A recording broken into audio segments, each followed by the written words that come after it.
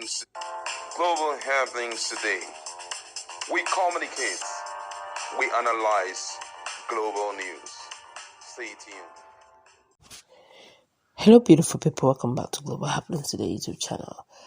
For a while now, Igbos living in Lagos have been going through a series of issues. Some believe that this is more than meets the eyes. Others believe that just maybe they didn't follow the due process, while others totally believe that this is more political, and it clearly shows that the government of the day are probably paying back the Igbos living in Lagos for voting against them massively. But here is the warning that the Igbos living in diaspora are telling the Igbos living in Nigeria, in Lagos, and the government of the day. I just hope that wisdom is applied. Well, before we go into the newspaper, kindly subscribe to our channel and also like the video so that more persons can see this video. Then let's go into the newspaper to find out what it is that is going on and what the government may likely have to do to stop this from escalating. Now, according to the news, Igbo's leadership in the United Kingdom and the Ireland has urged the Lagos state government to compensate Igbo people in the state whose properties have been destroyed. It also appealed to the federal government to be fair and considerate in dealing with Igbo's residents in the state. Now, making this appeal was the Eze Oguchukwu Nwosu Eze Isiobi Ndị Igbo 1 of United Kingdom and Ireland. In an open letter, he said that the Igbos in Nigeria have not been getting a fair treatment since the amalgamation of Nigeria in 1914. He said, and I quote, Ndị Igbo legitimately bought empty lands and swampy areas in Lagos and built their houses and other investments. They destroyed property of Ndị Igbo at Alaigbo, Balogun, Alaba, Trade Fair, and so on and so forth. They never destroyed the Igbo property in the past administrations.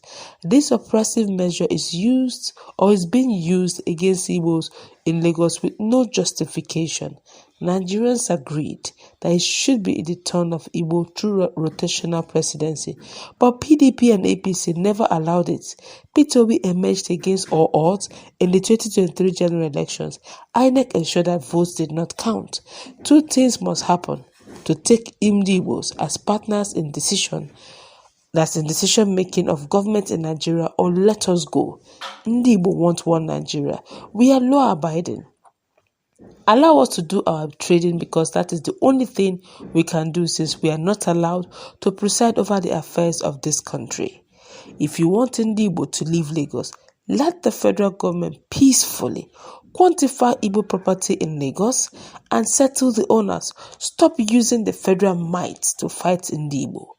There should be immediate compensation for Igbo property already destroyed. Let every Igbo man submit all their investments in Lagos, and get compensated so they can return to Alaigbo peacefully. Alaigbo means Igbo land. Now, it is our plea. Our investments across the federation can never be in vain. This is the last cry, or Igbo people will defend themselves again. We have seen this before. We lost almost 5 million people in the process. Wow. This is a call that is very dear to a lot of people's heart. Some persons actually believe that just being fair in reportage now. Some persons believe that some of the property destroyed was because they did not go through the due process. And some of the Igbos who actually were interviewed agreed that they bought the land from Omonile as a Moluabi, that's the rightful community owners. Now, if they bought the land from the rightful community owners, I don't know how else they want it to be done. And if you had checked some of our playlists during the heat of this whole problem, you get to understand that some of these Igbo traders, Igbo businessmen, Igbo house owners whose properties were demolished in Lagos even went as far as engaging the services of the legal practitioner. Some of them very pathetic story. I heard of one It's wonderful, really. I don't know how else again to quantify the word, where they said that they had issues with the building and that they wanted it to structurally it is defunct, that they should look at a way of doing it or else it to be demolished. According to the information I heard, the owner went swiftly to get one of the best hands he could lay, and they charged him as much as 4.5 million naira to just do some structures. By the night of that day, of the morning he was supposed to start the restructuring, he has already paid everything done. They came in with bulldozer at about 12 a.m. in the morning, bulldozed this house.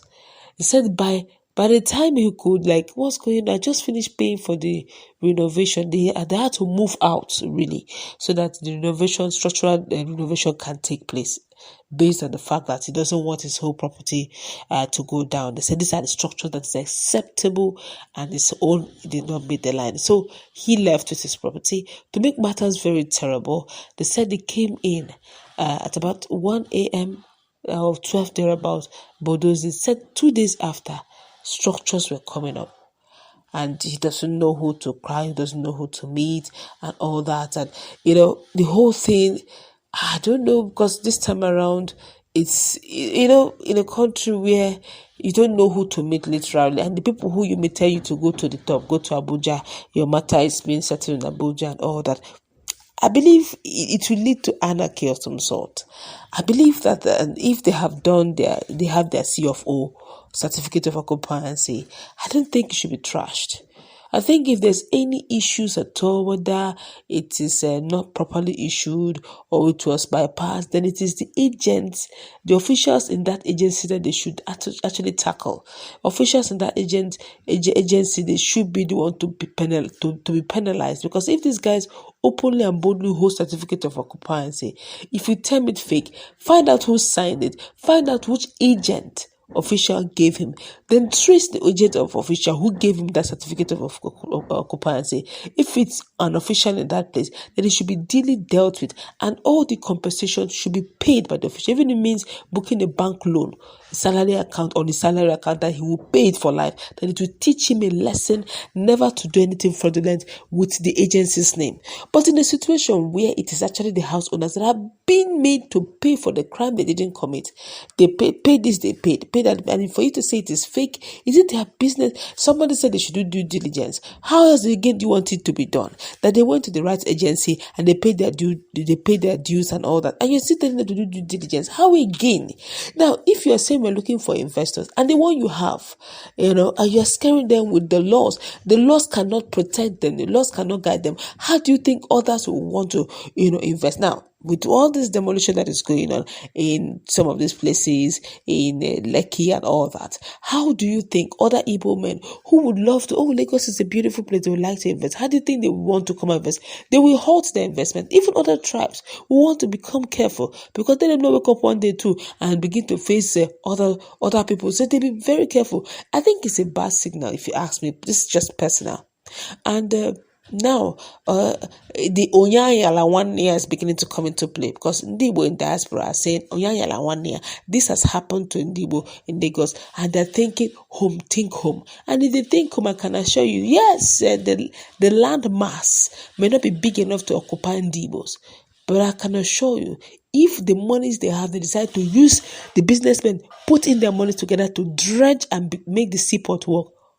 Okoreo, magana yakare. Ogula. Igbo land may be the next Dubai. Alaigbo may be the next Dubai, if they make up their mind to take back their resources back to Southeast. But that's going to wrap it up. Let's put it down.